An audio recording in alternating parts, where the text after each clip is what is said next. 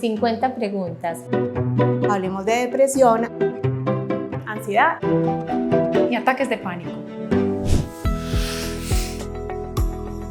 Sí, un ataque de pánico puede ocurrir en cualquier circunstancia. De hecho, pues puede ocurrir en un entorno muy relajado, estando en vacaciones. Con frecuencia las crisis de pánico pueden ocurrir en lugares muy concurridos, en lugares donde hay mucha gente o en algunos espacios donde la persona puede sentirse encerrada. ¿Qué hacer cuando hay un ataque de pánico? Pues hay unos ejercicios de respiración que pueden ayudar al paciente. También hay técnicas de distracción del pensamiento, es decir, todo el abordaje desde la parte de psicoterapia puede ayudar a que la crisis de pánico sea abortada. Y adicionalmente, pues algunos psicofármacos pueden emplearse en el momento en que aparece una crisis de pánico. Si el paciente no tiene acceso a eso y es la primera vez que le da, la recomendación es consultar para que puedan iniciarle un tratamiento. Es tal vez de las sensaciones más fuertes, incómodas, difíciles que puede llegar a sentir un ser humano. Se experimenta como una crisis que aparece de forma repentina y es una descarga de síntomas no solamente del cuerpo, síntomas físicos, sino también síntomas cognitivos o del pensamiento. Los síntomas físicos casi siempre traen taquicardia, sudoración, palpitaciones, una sensación de ahogo, sensación de vacío, como cuando la gente siente que tiene náuseas, como que no va a poder con su cuerpo, sensación de desmayo, pueden llegar a experimentar calambres o hormigueo en las extremidades, también una sensación de frialdad en las manos, con un fogonazo en el centro del cuerpo, en la cara y en el tórax. Algunas personas experimentan pitos en los oídos o visión borrosa. Y dentro de esos pensamientos alterados que ocurren dentro de la crisis, pues es la respuesta a eso del cuerpo que estoy sintiendo. Entonces por la mente aparecen pensamientos como siento que me voy a morir, siento que me voy a enloquecer, siento que esto es un infarto, que ya ese es el final, que voy a perder el control, que voy a terminar haciendo cosas descontroladas. Eso es lo que sucede en una crisis de pánico como tal. Tenemos que reconocer que el miedo es una emoción natural, es una emoción primaria que sirve para la supervivencia y por lo tanto siempre nos va a acompañar. Probablemente sin miedo no podríamos adaptarnos absolutamente ninguno a las realidades que necesita pues, nuestra estancia en el mundo. Cuando hablamos de una fobia, hablamos de un miedo que es irracional sobre situaciones que generalmente no tienen el nivel de amenaza que consideramos cuando tenemos una fobia. Entonces hay que diferenciar si es un miedo, si es una fobia y poder acudir al tratamiento necesario en los casos de la fobia para poder favorecer mayor adaptación a las condiciones sociales. Cualquier persona en la vida puede tener algún ataque de pánico aislado. Nos puede pasar a todos, por ejemplo, en un concierto o en un bus cuando vamos con muchas personas, que empecemos a sentir los síntomas.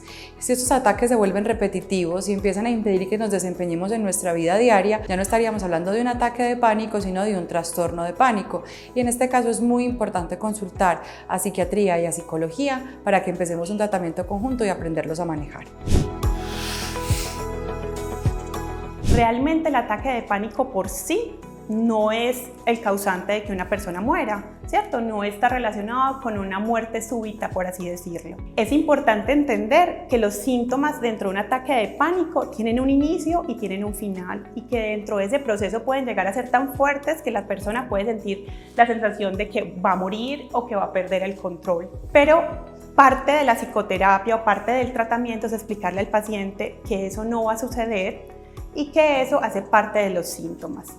Pero hay excepciones a la regla. Por ejemplo, si el paciente durante el ataque de pánico tiene una conducta suicida, podría suceder. O si el paciente tiene un antecedente de una enfermedad cardiovascular. Pero como yo dije previamente, son excepciones. Sí. Los ataques de pánico son crisis de ansiedad intensa que se presentan de manera involuntaria, sin ningún detonante externo, y esa es su característica principal. No necesariamente es causado por una situación traumática. Lo que sí es importante es reconocer que cuando hemos experimentado situaciones traumáticas, esa situación puede generar alteraciones o cambios en la forma como interpretamos la realidad, cómo experimentamos nuestras emociones, cómo nos relacionamos, y en esas alteraciones en el pensamiento pueden haber repercusiones en la generación, de un ataque de pánico. Un ataque de pánico está constituido por alarmas falsas y en ese proceso que se da después de una situación traumática puede generarse un ataque de pánico. Pero es claro tener en cuenta que no toda persona que ha tenido experiencias traumáticas pues vaya a configurar posteriormente ataques de pánico.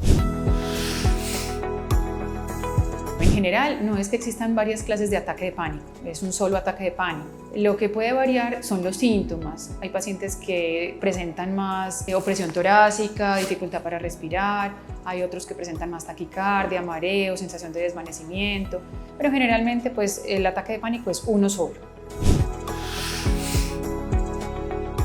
Sí, definitivamente los ataques de pánico constituyen una enfermedad. A veces lo denominamos como trastorno de pánico como tal, pero algunas otras enfermedades del estado de ánimo, una depresión o otro tipo de ansiedad pueden también traer crisis de pánico. Tiene tratamiento como todas las situaciones de salud mental, procesos de psicología, psicoterapia y en algunos pacientes es necesario el tratamiento con medicamentos también.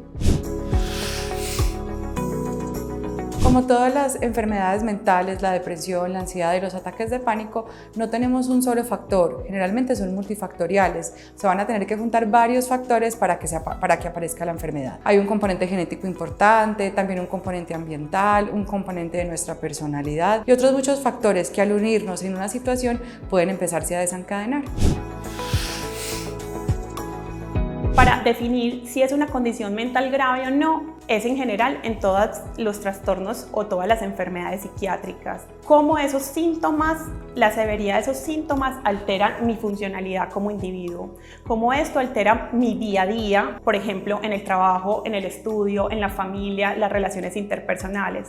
Entonces, finalmente, para saber si el trastorno de pánico es una condición grave o no, yo tengo que valorar al individuo y la severidad de los síntomas de este. No exactamente, una persona con un trastorno de pánico, un trastorno de ansiedad severo que decide no tratarse, principalmente tiene riesgo para sí mismo por el grado de sufrimiento que implica debido a la severidad de los síntomas e incluso podría llegar a ser tan severo que pueda incurrir en conductas suicidas.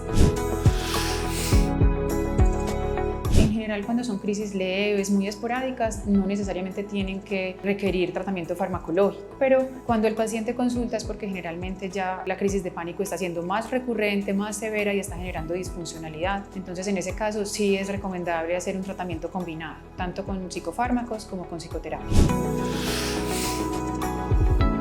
La herramienta esencial para poder manejar el ataque de pánico siempre va a ser la respiración. Usamos la estrategia de 5 segundos inhalando, 5 segundos manteniendo la respiración y 5 segundos exhalando. Durante ese proceso tenemos que caer en la cuenta de la interpretación que tenemos sobre el pánico, es decir, reconocer que es una situación transitoria, que nunca me ha generado el daño que yo creí que me podía generar y que puede ser controlable. Si estoy en compañía de una persona a la que le tenga confianza, le puedo informar que probablemente voy a tener un ataque de pánico. El ataque de pánico suele tener síntomas que me avisan, ubicarme en un entorno de seguridad para poder esperar mientras voy llevando a cabo los ejercicios y siempre hay que consultar a los profesionales de la salud mental. Es importante tener un espacio de tranquilidad, recordarle que no va a ocurrir ninguna de las situaciones que por su mente están pasando tan catastróficas, reforzar siempre la respiración y propiciar o ayudarlo a que pueda consultar tanto a psiquiatría como a psicología para poder hacer manejo de la situación. Desafortunadamente, cuando no hay un tratamiento adecuado, tiende a recurrir. Y lo que experimentan las personas es que con el correr del tiempo y esas crisis, cada vez las crisis son más frecuentes, más intensas, más duraderas. Entonces es necesario hacer un tratamiento bien hecho. Eso es como para llamar la atención, porque a veces las personas empiezan el tratamiento, rápidamente empiezan a mejorar y lo abandonan. Y eso pues muchas veces trae recurrencias o repeticiones de los episodios. Entonces lo ideal es hacer un tratamiento bien hecho, completo, guiado de la mano pues, de los especialistas para que podamos lograr una remisión o una desaparición completa de los síntomas.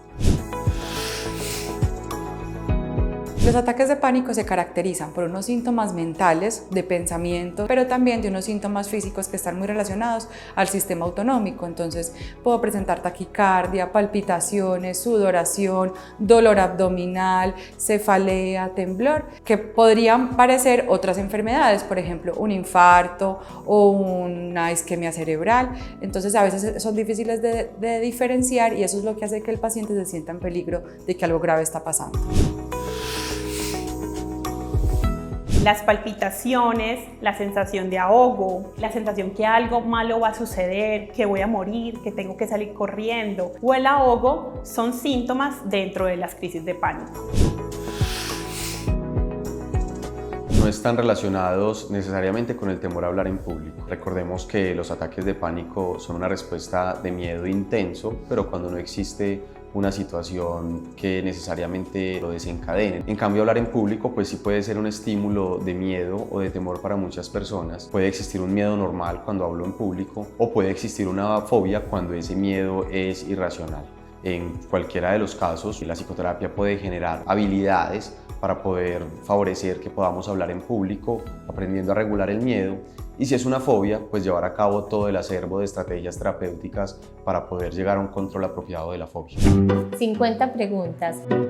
Hablemos de depresión, Ansiedad. Y ataques de pánico.